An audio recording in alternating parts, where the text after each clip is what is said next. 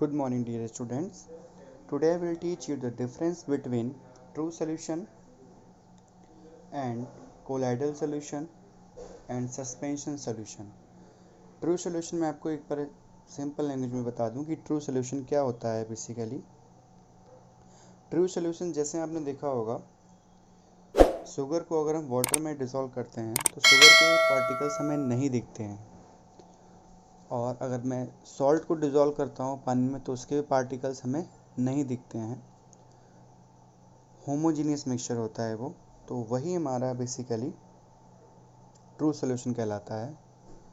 Colloidal solution क्या होता है, जैसे आपने मिल्क देखा है, मिल्क हो गया, दवाई की जो शीशी होती हैं, सिरप वगैरह, और डाइजीन हो गया, तो ये सब आपके कोलाइडल सॉल्यूशन होते हैं। पेंट हो गया, मैंने फ़ोटो भेजी थी लास्ट वीडियो लेक्चर में, फ़ोटो में बहुत सारे एग्जांपल्स थे। सस्पेंशन सॉल्यूशन क्या होता है, मिट्टी को अगर मैं पानी में डिज़ोल्व करूं, चौक को मैं पानी में डिज़ोल्व करूं, तो कुछ टाइम के बाद उसके पार्टिकल्स नीचे बैठ जाते हैं और तुम्हें चौक के छोटे छोटे पार्टिकल्स दिखते भी तो हैं। तो इसको हम बोलते हैं सस्पेंशन सॉल्यूशन। सस्पेंशन मतलब होता है नीचे सस्पेंड हो जाना, बैठ जाना। ठीक है, तो यहाँ पे फर्स्ट डिफरेंस जो है वो पार्टिकल साइज़ के ऊपर है। ट्रू सॉल्यूशन में particle size less than 1 nanometre होता है, और कोलाइडल में पार्टिकल साइज़ 1 नैनोमीटर से 1000 नैनोमीटर के बीच में होता है, और सस्पेंशन में ग्रेटर देन 1000। तो सबसे बड़े पार्टिकल्स हमारे ये हो गए, उसके बाद ये, उसके बाद ये। ठीक है, मीडियम हमारा कोलाइडल होता है, सबसे बड़े पार्टिकल साइज सस्पेंशन, तो ये हमें दिखेंगे। तो सेकंड पॉइंट क्या है, विजिबिलिटी के ऊपर। Solute particles are visible to the naked eye. ठीक है, खुली आंखों से हम इन्हें देख सकते हैं, सॉरी नहीं देख सकते हैं, नॉट। तो इनके पार्टिकल्स हम कैसे देखते हैं, माइक्रोस्कोप की हेल्प से हम इन के पार्टिकल्स को देखते हैं। कोलाइडल सॉल्यूशन में देखो, the particles are not visible by naked eye but due to scattering of light. इसमें स्कैटरिंग ऑफ लाइट होती है। स्कैटरिंग ऑफ लाइट मतलब क्या होता है, लाइट का फैलना।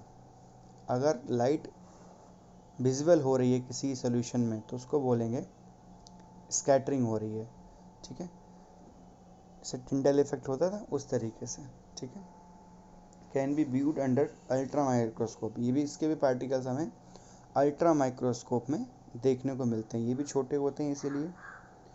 अब इसकी बात करें थर्ड वाले की, इसमें पार्टिकल्स जो होते हैं विजिबल होते हैं नेकेड आई से, हम खुली आंखों से देख सकते हैं, और ये सिंपल माइक्रोस्कोप जो होता है उसकी हेल्प से हम इसको देख सकते हैं। ठीक है, थर्ड पॉइंट देखो, सेटलिंग ऑफ पार्टिकल्स। पार्टिकल्स कैसे नीचे बैठ जाते हैं। तो ट्रू सॉल्यूशन में पार्टिकल्स नीचे नहीं बैठते हैं, सस्पेंडेड नहीं होते नीचे, क्योंकि ऐसा अगर होने लगे तो चीनी के पार्टिकल सारे नीचे बैठ जाए और चीनी ऊपर, मीठी तुम्हें लगे ना। इसमें क्या है, ये भी नहीं बैठते हैं पार्टिकल्स, दूध मिल्क के पार्टिकल्स के नीचे बैठते हैं। ऐसा होता है कि आपने मिल्क मैन से मिल्क लिया और उसके सारे पार्टिकल्स नीचे बैठ गए, आपको ऊपर पानी पानी दिखने लगा, ऐसा नहीं होता है ना। इसके पार्टिकल्स नीचे नहीं बैठते हैं, और इसमें सस्पेंशन में पार्टिकल्स नीचे बैठ जाते हैं, मिट्टी के पार्टिकल्स नीचे बैठ जाएंगे। तो हमने जनरली देखा ही होगा, इसको ध्यान रखना। 3 पॉइंट्स आपको क्लियर हुए, अच्छी बात है। इसको आप फोर्थ पॉइंट देखो, फिल्टरेबिलिटी। फिल्टर मतलब उसको फिल्टर करना, फिल्टर मतलब छानना। Solute and solvent can not be separated. Obviously नमक पानी का मिक्सर अगर है तुम्हारे पास तो उसको हम नमक से पानी अलग कर पाओगे क्या, छान के नहीं कर पाओगे। ठीक है, इसमें क्या लिखा हुआ है, इसमें भी हम कैन नॉट बी सेपरेटेड, इसमें भी हम सेपरेट नहीं कर सकते हैं। Suspended particles and the medium can be easily separated. Yes, मिट्टी पानी को हम अलग कर सकते हैं छान के। जैसे मैं बेस्ट एग्जांपल बताऊं, चाय की पत्ती से मैं जो चाय बनाते हो तो चाय की पत्ती हम छानते हो, तो उस तरीके से हम इसको अलग कर सकते हैं। Tyndall effect. टिंडल इफेक्ट मैंने लास्ट वीडियो लेक्चर में डिस्कस किया था। टिंडल इफेक्ट क्या होता है ये आपको पता होना चाहिए। When the path of a light becomes visible in colloidal solution, then it is called Tyndall effect. Light का विजिबल होना पार्टिकल्स की हेल्प से। तो इसमें टिंडल इफेक्ट नहीं होता है, इसमें टिंडल इफेक्ट होता है, और सस्पेंशन में भी टिंडल इफेक्ट होता है, ये ध्यान रखना। ब्राउनियन मूवमेंट, ये आप टॉपिक नया आपके लिए, ये आप मत नोट करना, ठीक है। ब्राउन मूवमेंट क्या होता है सिलेबस में भी नहीं है। नेचर देखो, होमोजीनियस, हेट्रोजीनियस, हेट्रोजीनियस, ये ईजी है। जो ट्रू सोल्यूशन होता है उसका नेचर होमोजीनियस होता है, और कोलाइडल का हाइड्रोजीनियस, और सस्पेंशन का हाइड्रोजीनियस, ठीक है। ये 7 पॉइंट्स हैं। 7 पॉइंट्स आपको इजी लग रहे हो सारे तो आप इसको नोट कर लेना, नहीं तो आप सिर्फ 6 पॉइंट्स इसमें नोट करना, ठीक है।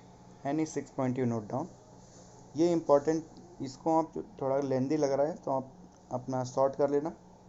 पार्टिकल्स नॉट विजिबल, इसमें लिखोगे पार्टिकल्स नॉट विजिबल, इसमें लिखोगे पार्टिकल्स विजिबल, इजी हो गया, ठीक है। Okay students, that's it for today. पढ़ते रहिए और अच्छे से अपनी फैमिली की हेल्प करते रहिए। Thank you so much, bye bye.